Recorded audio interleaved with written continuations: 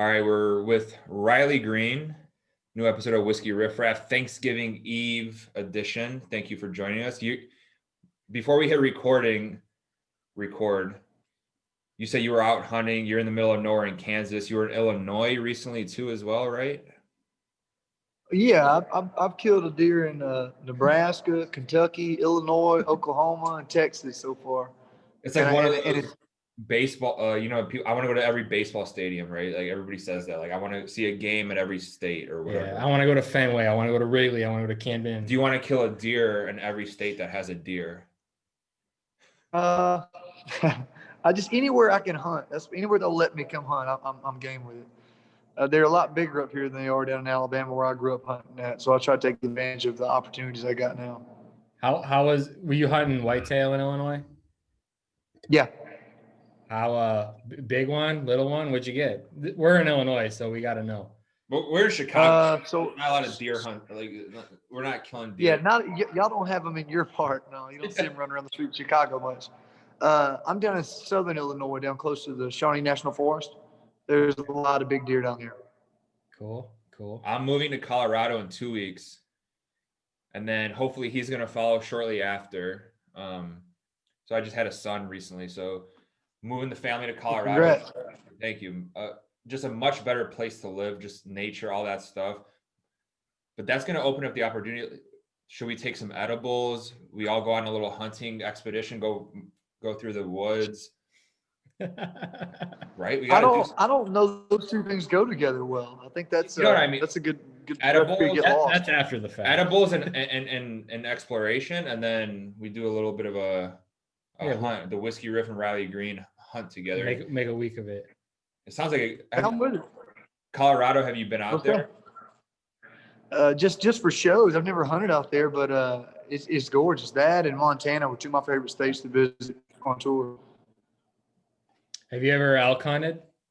I should probably know this. I have. You have? I'm nervous. I'm gonna like it. No, I haven't been. I've had a couple opportunities to go, but I haven't made the trip yet. Was like Cam Haynes? I'm sure you know who Cameron Haynes is, and he's pretty cool early on. Like became a fan of Whiskey Riff, but that's kind of what got us into like following more of that like culture on like social media. The more informative for me, like hunting culture aspect of preservation and all the stuff that comes with hunting that most people don't know about. And I look through the comments and I see it.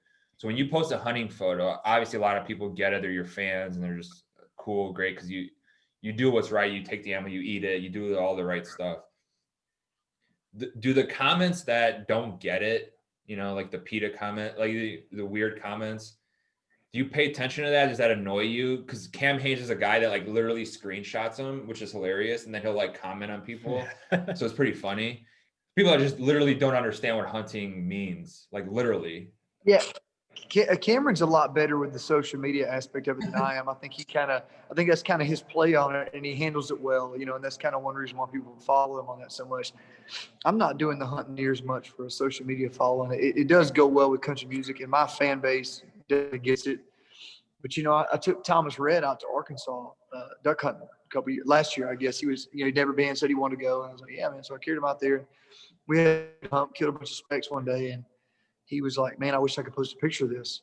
And that doesn't even register with me. I was like, well, of course I'm going to. My fans are used to that, but his fan base is, he's never done it. And they're just so, the majority of it's a lot of 16-year-old girls, and they're just anti, and he would get a lot of negative publicity from it. And I just, I think a little bit of you has to not care. And then probably a little bit more of you has to just kind of have that thing where my fans are so used to seeing it. I think probably a picture of me holding a deer up is my most liked picture. Right. Yeah. Well, and then your Instagram handle, like Riley Duckman and stuff, like the Duckman, like you duck hunter, like you hunt ducks. Like, I get it. Yeah. That's, I was on radio tour and I was going out to California. I'd never really traveled much. And one of the radio reps for Big Machine, I remember telling me, was like, hey, listen, when you get out there and you're doing your radio interviews, don't talk about the hunting thing too much because they don't really do that out there.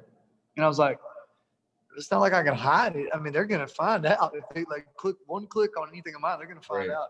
And I was telling that story to Bobby Pinson, and I guess it was Chris Dubois. We were writing the next day, and we wrote a song called "Ain't Like I Can Hide It."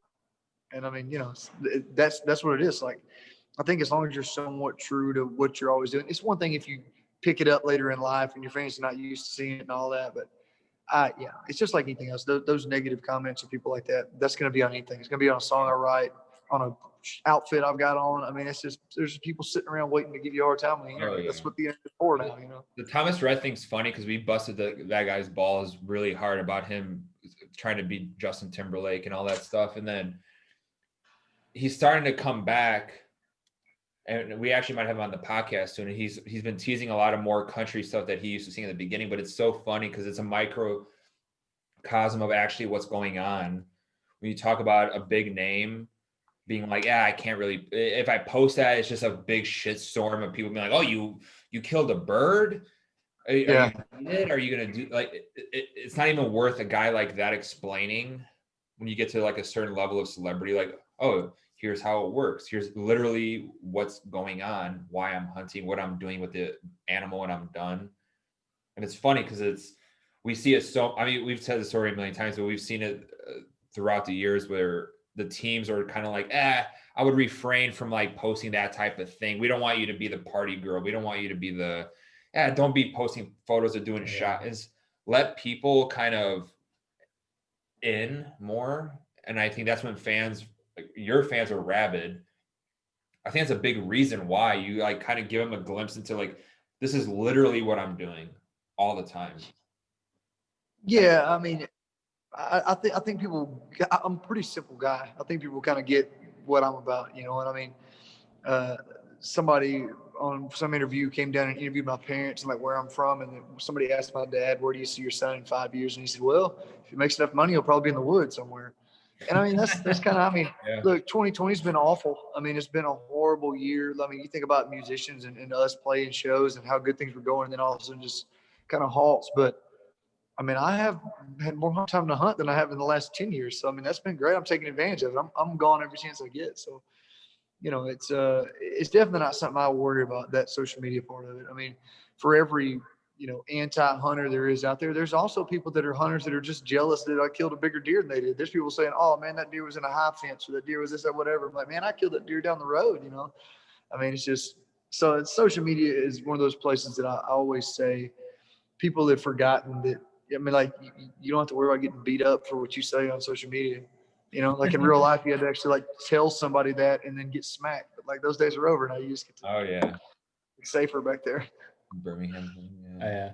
Right. And speaking of being home and stuff, Alabama boy, also recently covered Tracy Lawrence doing your the amazing golden sauce sessions, by the way. Such a great thing we've seen throughout the quarantine. Like nobody's really put on like a series like that we've seen.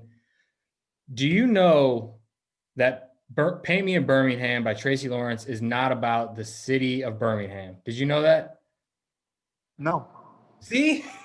And he just wrote the article yesterday, so he'll explain it, but Justin Moore kind of helped Well, Tracy was on Justin Moore's podcast, and he was kind of explaining that it's not about Birmingham, the city. A Birmingham is like a style of house, it's got a wraparound porch. It's a type of house. It has nothing to do with that makes perfect sense. You just ruined the song for everybody from Alabama. Well, we tweeted it last night, and people were just like, what the fuck? Like, my mind was blown. And then like JR, his tour manager, he's like, I'm in Gulf Shores, Alabama right now. This is hurting me. Like, what are you talking about? Well, I smoked weed, and then I texted him. I go, wait a minute. Do we sound like idiots right now with that tweet? I was like, I don't understand the tweet, Wes. And I like texted him. I was like, what is this? He's like, oh no, like it's not about. And I'm like, oh wait, what? Like nobody know. You didn't know. There you go. I'm with JR, man. I think I would have rather just not known that. Do we just ruin your world? One guy tweeted, goes, how do you not know that? Listen to the lyrics. I go, motherfucker. I listened to the lyrics. It sounds like it could be about a house in Alabama. Right? It throws me off. What? I didn't hear that. I'm just gonna keep thinking what I thought before. Riley's like, this interview's over. But now when I did, I enjoyed it. Thank y'all for having me. If you read the lyrics, you kind of go, oh, okay, a little bit. knowing that you kind of get it, but Yeah. it could also still work both ways. And I still would like to think. There's a ton of songs I don't know what the hell they're talking about that I love, and just kind of picture it being whatever it is. I covered Bruce Springsteen in Atlantic City, and I cut that like years ago. Well, you got to think like these little 16-year-old kids and stuff that come to my shows, they don't remember that song. Half of them think I wrote it, and they started asking me questions about the lyrics, and I'm like, I don't know anything about the Chicken Man. And I'm like, I'm from Alabama. It's actually one of the better covers of that song for me personally. Like I actually think you did a great job with it. Yeah, I feel like I come back to that pretty often. Yeah. Just like, let me throw. I would like to. That's one of those songs that I always mention to. I'd like to go back and recut some of that stuff I did when I was building houses, and I was like $500 I paid for a whole record. Yeah. And just produce it a little bit, let it have a little better sound, because it's rough, for me to go back and listen to. But I do love that song. I had a question about, not to harp too much on it's just the times we're living in, social media and all that stuff. And not that long ago, there was all the stories about like Morgan Wallen was getting filmed, like doing all this stuff, and being a young guy, like whatever, like that's what happens. Like people are like surprised. I'm like, why are people surprised? Like most people kind of like get it. I'm curious for you, because it's like you're a young superstar kind of on that trajectory. Ladies love you, and you go out before COVID, obviously, but like when you would go out, have a good time, like, is it weird that moment of oh shit, like I have to be a little more aware of people around me. Like I have to be aware of like who's got the phone out, who's, I'm ripping shots and just like shooting the shit and being myself and having a good time, and who the fuck is this guy like filming this, or who's that, or who's this? Is that a weird moment, or do you kind of just put yourself in the There's two things that helped me a lot. One of them is I didn't have this level of success when I was about 22, because you couldn't tell me anything when I was 22 years old. You just forget it. I'd have been all over the tabloids or whatever it was. But the other thing that helped was my success as far as like notoriety goes was pretty gradual. I mean, like I went from, being nobody to like a big deal in Northeast Alabama. And then it was like in the Southeast, Alabama and Georgia, when I was in town playing a show, people would recognize me and come and get a picture and stuff. So it was gradual enough that I kind of got that realization along the way, as opposed to just me just being thrown into, oh my gosh, somebody would be out and me acting a fool. But I think a big part of it is people you surround yourself with. I mean, Morgan's a great dude. I like Morgan a lot. And, he's a little younger than I am, and I think he's got some of that going on. But the other thing is it's kind of like you said, there's a lot of people in the world that are like me when I was his age that would go, what the hell's wrong with that? I mean, So I don't know. I just think that when you get to that point, maybe his mind doesn't go there, and mine probably didn't and doesn't as much as it should, to say, hey man, be careful about what you're doing. But you need to put people around you that are going to do that for you. I think it's that tour manager, that handler type person that's going, hey man, look, y'all come on the bus or whatever you're doing, put your phones up, or hey man, don't be acting out right here. Wait till we get back to someone. I mean, I think it's a combination of all that. But like I said, it's one of those things that I can also say could happen to anybody. So I'm glad that it seems like it's sort of blown over a little bit. Yeah. I mean, it's no big deal. And he got support from like Miranda Lambert of all people, and even the producer of SNL was like, hey, he's not the first guy, won't be the last guy to party a little bit. Like shit happens. Like it's just funny. The only thing that bothers me that I've seen during this quarantine, it really bothers me, is see, like you're talking about Miranda taking up for him, or other artists, or other in the industry. I can't stand to see the other side of that. I can't stand to see the people that are in the industry that are throwing rocks at other people in the industry. I mean, you saw that when Chase Rice and Chris Jansen played that show in Tennessee. And, I mean, yeah, they posted some pictures of the show, which I don't know that I would have done that, but you just saw industry people and other artists just throwing shade at them about it. I can't fathom that. What do you gain from that as an artist, other than just jumping on board with this social media train wreck that is, giving everybody a hard time? And I can't. That blows my mind, and I just hate to see that. But the support in other artists is something that I just think should come so natural in country music, or any genre for that matter. Just saying, hey, look, it's tough on everybody. Everybody's having a hard time with it, but let's give each other a break a little bit. And I think that's kind of what Miranda was doing, and what I hope everybody finds a way to do. There's a huge, this is way beyond just country music, with like a mob mentality where the mob comes after you on Twitter, and it's just like, oh, this is cool. I should do this. So whatever. Like, I agree. Like when you said, I probably wouldn't have done that. It's, you got to like have a little bit of understanding of what's out with the way the world looks at certain things, and be like, probably not a good idea to share this fucking photo. Yeah. Like that's probably like where somebody could, let's be honest, there's been a lot of concerts, Texas and otherwise, like Granger, I think, has done something like, but they're not like sharing the photo, like doing the whole, hey, like, oh, look at us, you know. And I think it's as simple as that. It's like you can kind of do it and then not kind of project it as crazily, because I think what we've learned with the COVID thing is fans are going to rush the stage. And if you don't have it set up in a certain way, there's no chance of having it work. It's just going to be a bunch of people coming to the stage, and that's it. So now they're doing these like pods and these things, and people are like separated. Kip Moore just did one. Was that In last South week? Carolina. We did one last week. I played a show at my hometown at Jackson State University in the football stadium to raise money for athletic program, which obviously you can imagine a small Division I AA school, no sports this year. No, I mean, that just kills them. You know, I mean, it's just it's tough on them. So I did a concert. We stole that pod model where we sold tables spaced out on the field, skips rows, and it was, you know, I don't know, 3,500 people there, and it was socially distant. And that's my thing, is you've got to find a way to continue to live life. I mean, I'm not even talking about us being able to make a living. Obviously, fortunately, I'm in a good spot to where, you know, this hasn't killed me, but I'm still paying my band and crew. Some of those guys wouldn't be able to make ends meet if it wasn't for, you know, the steady income, and something's got to give, you know, and I'm not the only one hurt from this. So my thing's like, find a way to live life, but at a certain point, what you're saying is correct. Be smart about it. Don't post a picture of everybody there licking each other on the face with no masks on, jumbled up in the front. But do it the right way, make it look right, but then also have a little bit of that, I don't really give a shit what somebody says about it. I did this the right way. I did the best I could. It's for the right reasons. And because at the end of the day, somebody's going to have something bad to say. It's just you're not going to please everybody. I used to say you're not going to please everybody 10 years ago, but it's way worse than it was then. You know, I mean, it's just that mentality is just to get on the internet in the morning, and there are literally people that just sit there and scroll through and find something to bitch about. And it's crazy to me. But people are that miserable. One of the sticking points for us is always like, it's based on the artist. It is 100% based on, it's like, if they already don't like an art, like, oh, I don't like the style of music.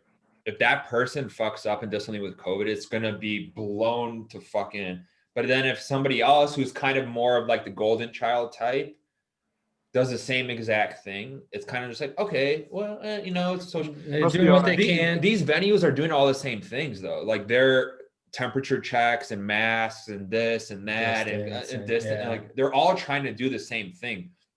But I've said this a couple of times, but you know, Joe's Bar here in Chicago, and like, I think Ed was on record saying like, it's impossible for you to expect the people that come into a show here and just not want to be around the stage. Like, it's just not possible. Like when a guy like you comes and plays Joe's, people want to experience that. So what's the like? Well, it's no different than us on the stage. I mean, we don't want to be a mile away from the crowd either. You know, I played. What we were having to do is we did Billy Bob's in Texas. We did 2 nights because we had to cut down capacity. We couldn't do 5,000 people, so we did 2 nights just so we could basically cover our costs and make a little bit of money. And it was seated. It was spaced out. Everybody was really socially distant, but you know, that's not what a show at Billy Bob's supposed to be like. A seated show in Joe's with half capacity is not what a show in Joe's is supposed to be like. That's one reason I like going back to Joe's so much, is because it's a rowdy spot. You know, people are right there all piled up. So I'm glad that there are people smart enough to figure out a way for us to still have some sort of concerts, but I'll be really glad when a little bit of normal gets back. Do you have any idea of when that will be? Like, to your managers and the label, are they like, we have a pinpoint, or we have a target? Your last big tour was with Brad Paisley, right? Or no, I toured with Jason Aldean last year. Me and Morgan did. You know, I've heard March, I've heard June, I've heard July. I kind of feel like everybody's just guessing at this point. Yeah. I hate to think that, you know, election results have anything to do with it? I sure hope not. But at the end of the day, I really don't know anything about it. I'm not a scientist. I can't tell you when a vaccine or this, that. I just know that the more so than anything else, the mentality is going to have to change. I mean, what kills me is, you go play a show somewhere, you travel to one city and it looks like there's nothing going on. Things are just normal. And then you go somewhere else and if you're outside your house, you got a mask on, everything's closed. So, I mean, that's the problem is if everybody's not doing the same thing and keeping the same standard of separation, then what's the point in anybody doing it? Almost, because we're still flying, we can still travel, we're still letting you in airports. So it's a little bit of spinning tires to me, but I don't. I'm definitely not one that like I know what the right thing to do is because I have no idea. Well, it seems like you've been spending a lot of this time outside of hunting, but also writing. It seems like you've been writing your ass off. Like I just wrote an article about it the other day, but like you got song after song after song after song, unreleased, all stuff you've just been teasing out, showing fans, and you've been so great about giving fans new music that like just as a fan, I think Steve is just fans of country music, like love when an artist is that transparent. And a lot of artists haven't done, I think one of the other only names that comes up is like Luke Combs throughout this process has been really proactive about putting stuff out there, but a lot of people haven't done anything. Yeah. And you've been one of those ones that really are. I will say it would be very easy to not do anything. I mean, there's not much motivation right now to go out and try to, because, you think, oh man, I'm gonna go write the song. We can't go to the studio. We can't get in the studio. I was supposed to get in the studio in like January, because can't put this many people in the room. Well, then it's like, oh, well, I need to get some more music out because I have a single. Well, you can't get a single up the radio because they don't want to play anything but recurrence right now. You can't get, a tour going to promote a single. So it's like, I can see there's a lack of motivation. I'll be honest, for a couple of months, I didn't do much of anything, but, I've always enjoyed writing. And the thing about it is, while people want to hear stuff that I come up with, I'm going to try to keep it, because that's not guaranteed. They might decide they don't like anything I got tomorrow. So I'm going to keep putting music out, keep trying to write, and keep, giving fans something to listen to, because probably now more than ever is when we need it. Just it's tough times, tough for everybody. Really quick, but speaking of like the whole COVID element, you can't be in a certain room. You can be at a lot of places in Nashville now. Like the bars are going to be back down to capacity and stuff. You're a single guy, right? Yeah. How do you meet a lady these days? I didn't meet many of them at the bars in Nashville anyway. I try to stay out of I mean, come on, like you can't meet them there. We learned that when we were single there. That's not the place to meet somebody you marry. You got to realize that probably the last 2 years I've been on the road 300 days each year, and now I just completely stopped, and I have all this time to like settle down and get married and start a family, and I'm hunting every day. Like it's nothing. I'm in the woods. Like, I've just got more time. You're not going to meet them up here, I promise you. They're not running around in the woods in Kansas. I've been looking. Well, it's funny because it's like, how old are you again? 32. You're right. I'm 32 as well. So it's like, I am married though, and it's funny to think back to being like, fuck, if sorry, that was a beer can. If COVID hit when I was like a single guy, but like with our job, okay, we would have kind of been in a weird spot where it's like, you can't really go anywhere. Yeah. You can't meet people. You can't even do Tinder. Where are we going to meet? We're going to sit on the sidewalk. It's 35 degrees out with a heater. We just had lunch. We just had lunch at a place in Chicago here during COVID. They just built, it's the same. It's the restaurant. It's just outside with a fully enclosed thing with heaters. We're in a restaurant. Makes no difference. They just built it outside. They just built it outside. So you just can't sit in the dining. You just go outside and you can just sit into this big tent with heaters, and they have everything sealed so no air gets in. It's like, wait a minute. This is why people. That to me is no difference. That to me is no different than they said the bars in Nashville to close at 10:30. Right after 10:30. So you can't get it. You can't get it before 10:30. Like that's the craziest thing in the world to me. I can't. I got a buddy that owns Losers Winners Bar, and he was telling me that they extended their curfew for the Titans game. So they closed at midnight because the Titans are playing. And it sort of pissed him off, and I get it because like I've had to close at 10:30 every night for the last 2 months, and now you're going to let us stay up until 12 just because it's a football game? What difference does that make? We don't get COVID when the Titans are playing. Come on, man. Like, and I mean, so I can't even try to be frustrated. I want to, because I'm sure I've lost a lot of money this year and I've spent more because I've had time. But it's just, it's rough on everybody. Yeah. This is a random story that I just thought about because you talked about your band and your crew and stuff. And do you still have the dude playing for you who shredded on stage with Keith Urban? Yeah, Rob. Dude, like, Did you write that? Right? Yeah, just like I remember seeing that video. Yeah, so I sent him the article you wrote. I remember seeing it because I didn't know that when I hired him, and then I hear about it later on because he's a huge Keith Urban fan, you know. So he tells me all about the story, and then I look up the video, and then I saw y'all wrote the article, so I sent it to him. But yeah, that's a cool story, man. It's like such a full circle moment for, like, you know, I mean, I feel like in music there's so much. Playing guitar for me is not quite full circle to be on stage with Keith Urban, but you're headed in that direction at least. But like, you know, it's like, hey, I walked up on stage with Keith Urban, I killed it, and then, you know, I got a gig playing with Riley Green, who's like an up and coming star in a country band, like touring. No, that's cool, man. Like, it's just kind of, it shows people that this can happen. Like, whether, I mean, a lot of people want to be singer-songwriters, but some guys just want to play guitar in a country band. Yeah, all you got to do to all the people listening out there is go to a Keith Urban show, get your girlfriend to hold a sign up that says, "Can my boyfriend play guitar?" Get on stage, just play the right notes, and you can play with anybody. Yeah, I mean, that's it. That's the path. Like, well, like, even for, like, so for you, for example, right now today, like, you probably have a lot of time to listen to music when you're out doing, like, spending time with yourself. Who do you look at right now and go, oh man, I really appreciate what they're doing? Or I'm, you know, artists out there. Maybe it's not country, but country or otherwise that you're really gravitating towards these days. Man, I've been a big John Party fan for a long time. I feel like he does a really good job of mixing in some traditional sound with what works on the radio. It's such a hard thing to do. You know what I mean? You got that everything starts to sound the same on the radio because people are so nervous about trying something different. They say, well, this will get played. This is what we do. And John does a good job of that. And I'm a big Luke Combs guy. I like Morgan stuff.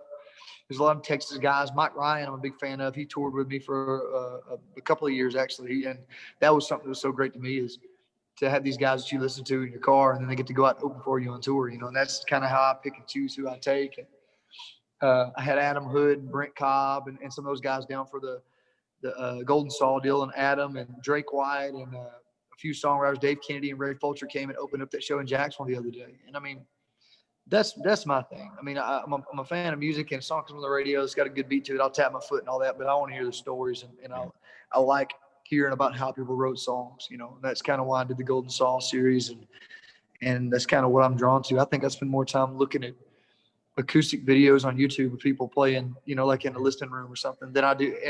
And I'll do that with songs I hear on the radio. I hear a song and man, I like that song, and I go find them playing it acoustic, see if they tell a story about how they wrote it or something. So, you know, it definitely the songwritery type stuff is what I'm always kind of drawn to, and that doesn't really change much.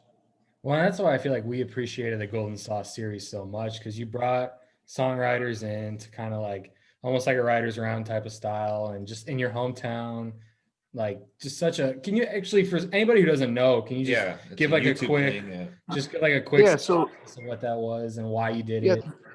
The Golden Saw was my great grandparents' house.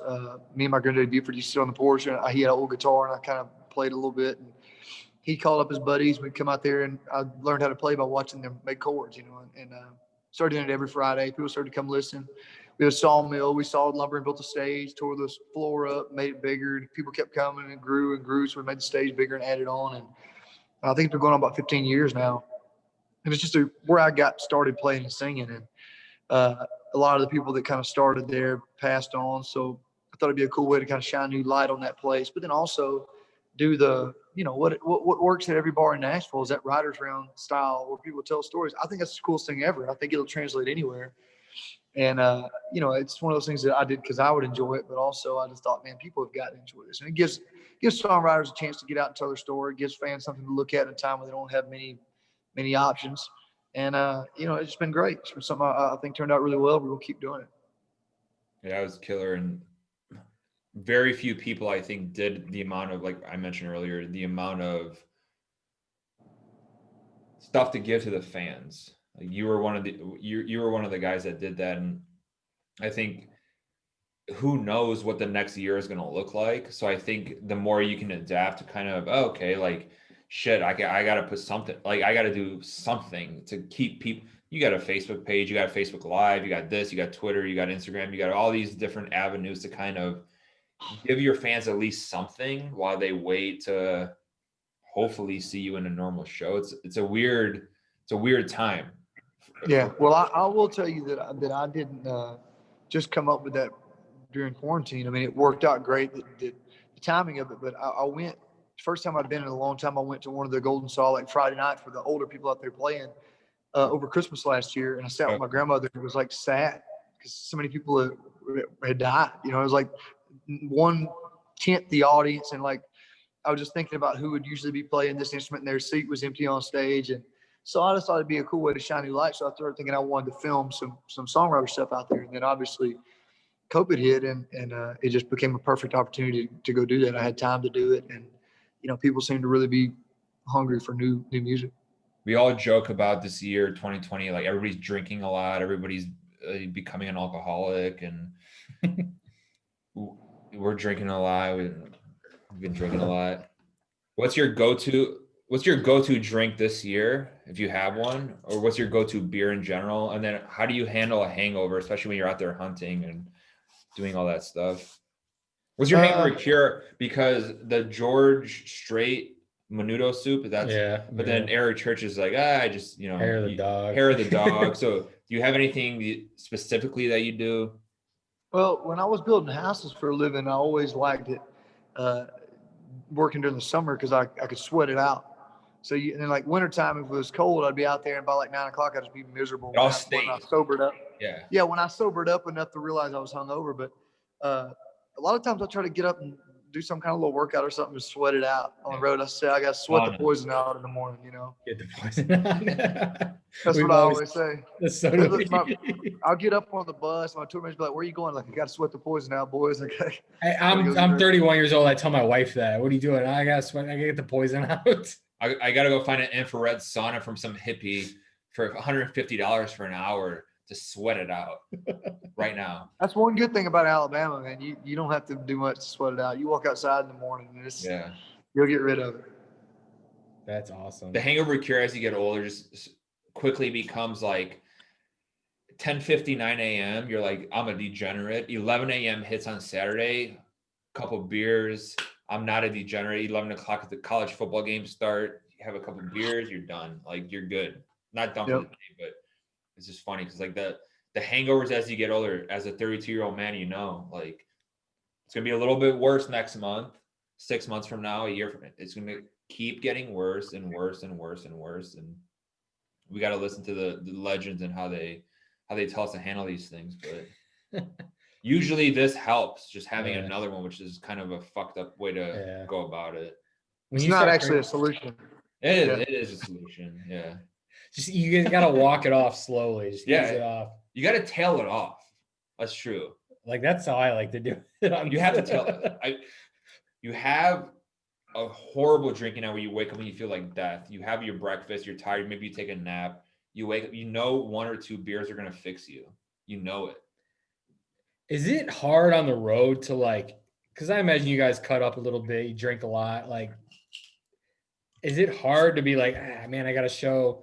It's Thursday. I got Friday, Saturday. Maybe I'm doing a Sunday show too. Plan this thing out. Do you plan it out, or is it like, I'm going to really cut up on Saturday, or are you going to do like a valley thing? Like Friday's big, because we're not big, and then Saturday's big. Like, we've seen some guys, I feel like Kip Moore would be like, we've seen him a couple back-to-back shows, and like Friday night he was like a little, all right, I'm gonna hang out, and then Saturday's like, all right, I'm gonna hang out. I try to plan it out a little bit if I got a long weekend, but the other side, I mean, the honest thing is do I don't know. I mean, it just no. I'll be sitting there backstage 2 hours before the show, and I'll be like, you don't seem like a guy that plans out his drinking habits. Yeah, I mean, I try to. Like, that's what I try to be a decent member of society. That's what I'm saying. But I don't know. A lot of times I'll be backstage and I'll be like, man, it's Thursday night. I got 3 shows this week. I'm gonna take it easy tonight. Just have have a couple drinks, and then it'll be 2 hours for the show, and I'll be looking at my watch. I'm like, hell, I guess I better get after it. And so I'll just, Yeah. all she wrote. That's awesome, man. That's awesome. We'll end it with this. With you have the EP out. If it wasn't for trucks, any news on a potential? I know this year has been crazy, so like it might have moved stuff around, but You got the songs. you got the songs. Is there an album in the works? Is anything you're hoping for in the next certain amount of time, or anything you can even say about it? Let me just run through some of these really quick. Damn Good Woman Leave, That's My Dixie, Wild Woman, Mississippi or Me. Like, these are heaters, man. You got heaters. A lot of them. I wish I had an answer. I don't know, man. I mean, I know this. I want to use the time that I've got off the road to get some studio work in. So go record some of these songs. I've always been a big fan of playing things as soon as I write them and seeing what fans think about them. And like going and looking at YouTube or looking at Instagram and looking at the views and comments and seeing, I mean, Mississippi or Me is one that there's no way I'm going to be able to not record that song. There's no way. Even if I hate it, fans love I have to it. go record it. And that's what I've been told is another one that I played a little bit. People really seem to like that song. I Let a Damn Good Woman Leave is another one that, I wrote and then thought, yeah, that's all right. I like it. And then see the response from it and like, okay, we got to get in the studio and cut this. So definitely going to go record some more songs. As far as when it would be coming out, I would imagine next year. I mean, it just depends on what if the world explodes or not. I don't know. We'll see. Yeah, I mean, I'll say that we've seen such a reaction from a lot of it. And then you're doing a great job, like we said, of putting all the Golden Saw, like individual songs that you've played up on YouTube and Instagram and stuff like that. And I think the fans are eating that shit up. Yeah. They're just like, send me a neon whiskey riff light, and I'll put it up in the background at the Golden Saw. Really? We'll have one made tomorrow. Hey, are y'all just fly down next time we film one and bring it? Y'all come watch when we film one. Oh, that'd be fun. Dude, that would be awesome. Yeah. Let us know. Stay at the house. You can ride down on the lawnmower with my grandmother from her house. Absolutely, man. All right, awesome. Riley. Thank you so much for joining us. It's been a great. Are you going hunting right now, or what are you doing? I'm headed out, boys. I got to get after. Yeah, it's about to be that time. That's why you can't be drinking. That's why you can't be drinking. I get it. Aim small, miss small, man. That's it. But I appreciate it, fellas. All right. Yeah. You too, man. See ya. Take it easy, bro. Hopefully we can do this in person soon. Yeah, I hope so. Anything Colorado, edibles, and then the next day hunting. Yeah, you don't want to interview me on edibles, man. We've done it. We've done it with him. And it was like an 8-minute podcast that we thought was like an hour and a half. And we're just Wes like mumbling. And I was on Pluto, man. It's over. Fly to Pluto. You got to do it. All right. Cheers. All right. We'll try it out. Take it easy, buddy. See y'all, fellas.